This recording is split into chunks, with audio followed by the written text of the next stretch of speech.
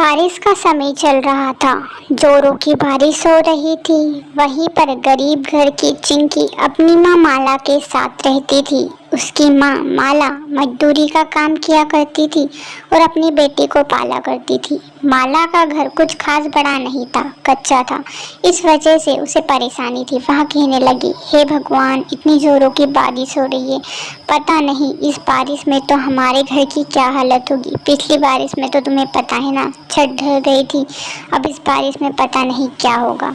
बारिश भी जोरों की हो रही थी। माला और उसकी बेटी दोनों ही परेशानी में थी, लेकिन करे तो बेचारी दोनों करे क्या। समय बीतता चला जाता है। माला मजदूरी पर चली जाती है। माला के पास इतने ही पैसे आते थे कि वह अपना घर का खर्चा ही चला पाती थी। बाकी पैसों में वह अपना घर बनवाने की तो सोचती थी, लेकिन इतने पैसे इकट्ठे ही नहीं हो पाते थे। बेचारी करे तो करे क्या। एक दिन मजदूरी करने बाहर जाती है। अचानक मौसम बदल जाता है और बारिश होना शुरू हो जाती है। माला बेचारी मुसीबत में पड़ जाती है। वह सोचने लगती है, अरे मेरी बेटी तो घर पर अकेली ही होगी। घर भी कच्चा है और उसकी हालत भी कुछ खास अच्छी नहीं है और वहाँ पर वह अकेली ही होगी। पता नहीं चिंकी किस हालत में होगी। मुझे कैसे भी घर जाना होगा। मुझे कैसे भी मेरी चिंकी के पास जाना होगा। कहीं वह परेशानी में तो नहीं। मुझे अभी इसी वक्त जाना होगा, चाहे मजदूरी ही छोड़नी पड़े।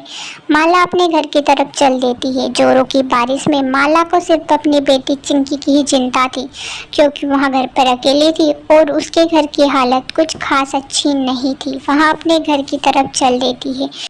घर पहुंचते ही माला चिंता में पड़ जाती है कि उसके घर के छत से तो पानी गिर रहा है। कहीं वहां छत गिर ही ना जाए तो उनके सर पर जो थोड़ा सा साया है वहां भी चला जाए। माला मुसीबत में होती है, कहती है, हे भगवान, इतनी बारिश मत दो। हम गरीबों का क्या हाल हो रहा है आपको पता भी है।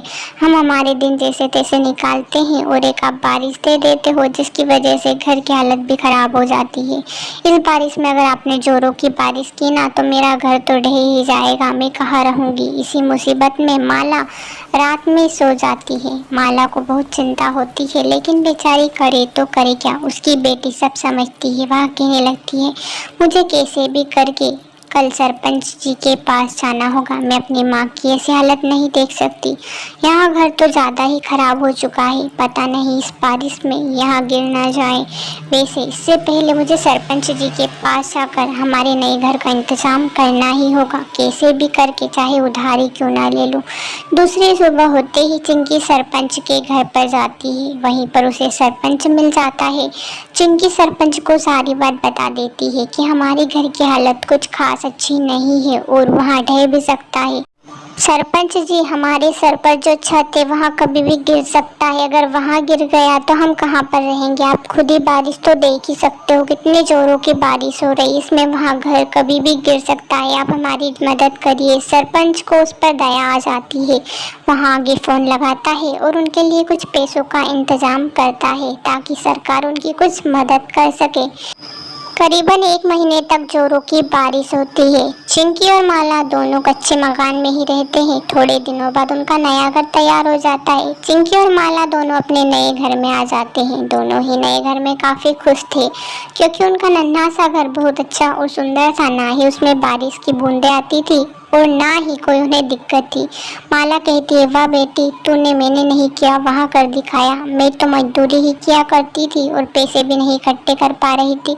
तूने तो कमाल कर दिया। तूने ही घर बना दिया। अभी तेरी उम्र ही क्या है। मैं तुझे पढ़ाऊंगी लिखाऊंगी और एक दिन तू मेरे लिए और बड़ा घर बनाना। माला नए नए सपने देखती है और उन्हें अब बारिश बहुत सुंदर लगती है, क्योंकि उनका नया घर बन चुका था। करीबन 2 महीने तक बारिश होती है और वहाँ बारिश उनके लिए सुहावनी होती है। कहानी पसंद आए तो चैनल को सब्सक्राइब करें।